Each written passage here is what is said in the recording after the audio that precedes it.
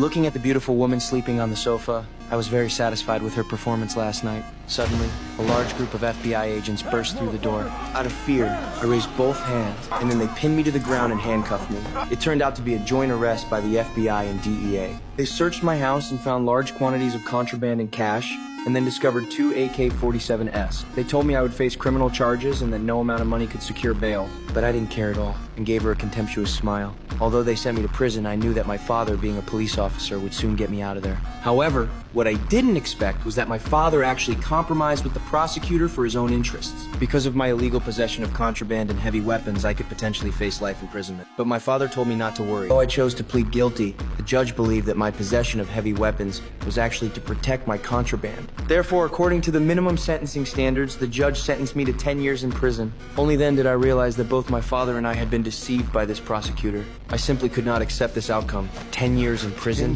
How was that possible? I angrily cursed at the prosecutor, but the matter was now settled, and no matter how much I struggled, it was useless. The prosecutor also told me they suspected this person was a serial killer who had murdered 14 young girls, but they had only found one victim's body. To convict this criminal, they needed to find all the remaining bodies. If I could help them solve this serial murder case, they could apply to have my remaining sentence of 9 years and 3 months commuted. Faced with such enormous temptation, I thought for a moment but still refused their proposal, because I had already been deceived by this prosecutor once and didn't know if there were other traps involved. The female agent hoped I would cherish this opportunity and left the killer's file on the table before leaving. The next day during visitation, I told my father about the undercover sentence reduction offer. Unexpectedly, my father directly told me to abandon this idea because that prison housed a group of psychopaths, and he was worried that if I couldn't complete the mission, what awaited me would be endless revenge from the killer. Back in my cell, the female agent's parting words kept echoing in my mind. Thinking that my father might not live more than 3 years, I opened that file.